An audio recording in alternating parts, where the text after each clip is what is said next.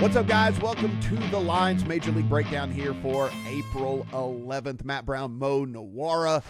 Going to talk some Chicago Cubs at the Los Angeles Dodgers. Guys, everything to do absolutely free. Hit that subscribe button. Do appreciate the support here on this one. Matthew Boyd on the road as a plus 160 dog. We have an 8 total in this one. Yamamoto going for the Dodgers at minus 192-ish out there on the money line. Now, you know, Mo, this is one of those deals where we're a couple of weeks and change into the season. We always talk about, hey, it's a very large sample size. Don't overreact to what we've seen so far too much one way or the other with all of that.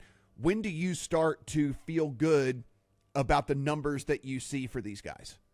At least a month in for me. I've seen people that just say don't even look until Memorial Day. So that's, pretty strong. I don't start looking at team stuff for probably a month, individual stuff maybe even longer than that. So it just, team stuff, you do get a slightly bigger sample with all the players contributing, but individual stuff can take quite some time before anything matters. I mean, some of the metrics take more than a season before anything really starts to matter.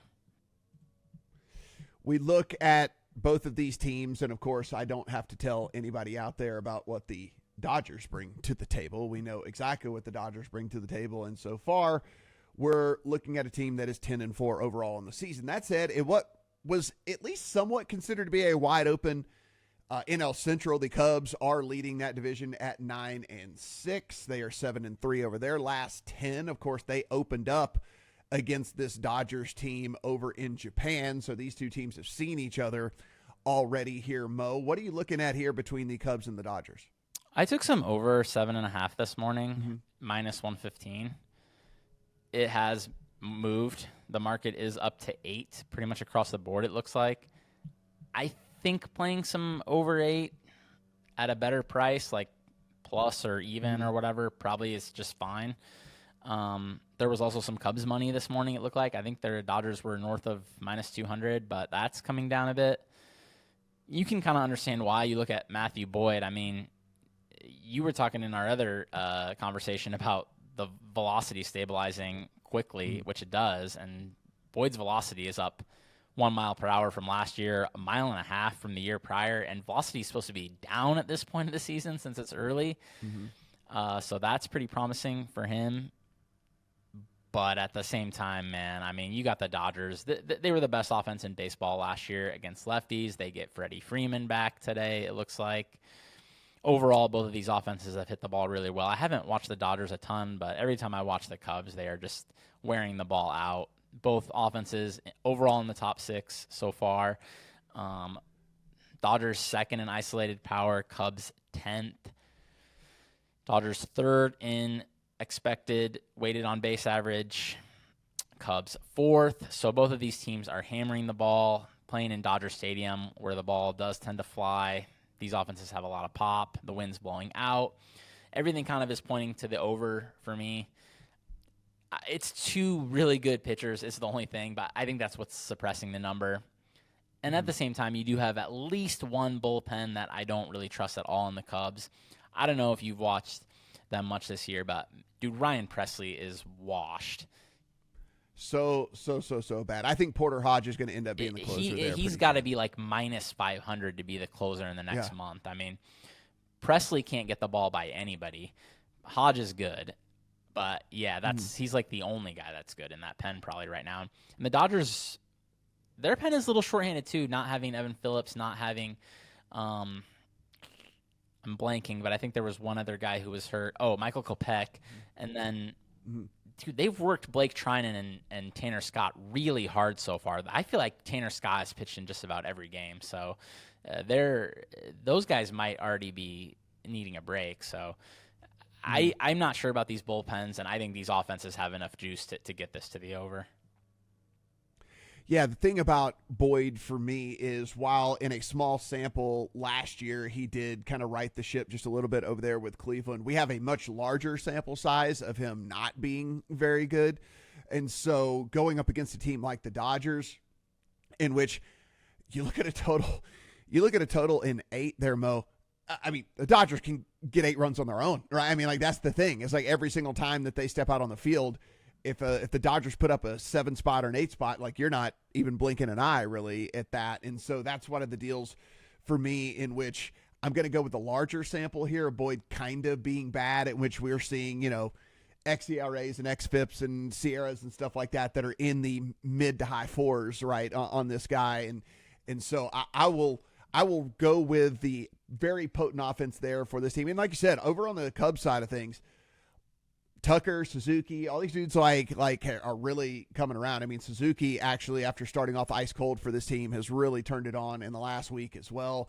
I think he's another guy that is, again, every time he steps in, extra base hit is certainly in play as well. So I like your stance here on the over. As far as the side, I'm never going to be a dude that advocates playing these minus 200s and minus 1. It's still baseball. It's still, you're trying to hit a round ball with a round bat and weird things happen, so it's just not my style.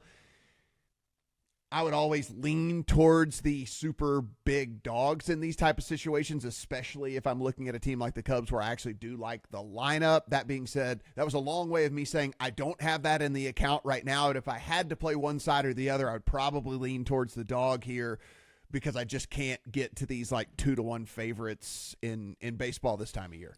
Yeah, and just how explosive these offenses are, like you said, brings some variance. And also that makes me want to look at some live overs too. Maybe if these pitchers get off to a hot start, put up a couple zeros in the first couple innings, the total's 6.5 or 7. I think you can fire the live over at that point, especially when I don't love these bullpens at the moment. Yeah, this is one of those where if you're, in my opinion, you'll probably hear us talk about over the course of the season. I played, this game first 5 innings or something or whatever, or something like that. Like, this to me is one where you definitely you're playing a full game, whichever side that you like, whatever it might be, because you said, like, we want to get to the bullpen here. Like, we're trying to get to the bullpen against the Cubs. We're trying to do that. Maybe even here against the Dodgers with the taxed bullpen and stuff like that. So for me, I'm shying away from kind of a first 5 if I'm on a position here, specifically if I'm on, one with the Cubs or whatever. So like, yeah. Anyway, just something to think about when we do that as well. I've got these guys sitting, both of them, at about 5.5 strikeouts is kind of what I'm seeing here or something. So nothing really playable there for me from a prop standpoint. We'll be getting much more props into the account, as Mo said, once we get a little bit bigger of a body of work. And once I really start to understand, Mo, and this is just more of a philosophical deal here as to how these different managers are going to treat these starting pitchers, because we see more and more teams hard out at 5 innings or hard out at 90 pitches, or if they've got a 6-man rotation, maybe they'll do different things. So until I get a real good sense of what they're doing with starters, I play a little less props maybe than I will here and call it 2 or 3 weeks.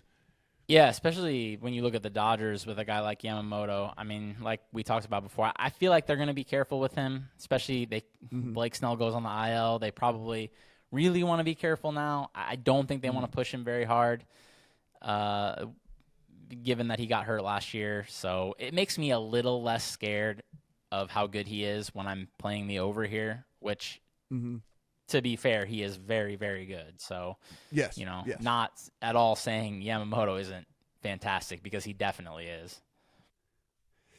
Guys, let's go get some runs here over on Major League Baseball, MLB Network for the Cubs and the Dodgers. Let's get into that Cubs pin, and let's have Ryan Presley go ahead and just give up dongs left and right here to this potent team here for the Dodgers. Got a reminder, everything we do absolutely free. Go ahead, hit that subscribe button down below, and head over to Lions.com. Upper right-hand corner, you will see a Discord button. Mo is in there chatting it up with a nice community who's always chatting, not just baseball, but each and every sport that's going on out there. For Mo, I am Matt. Good luck on all your Cubs and Dodgers bets.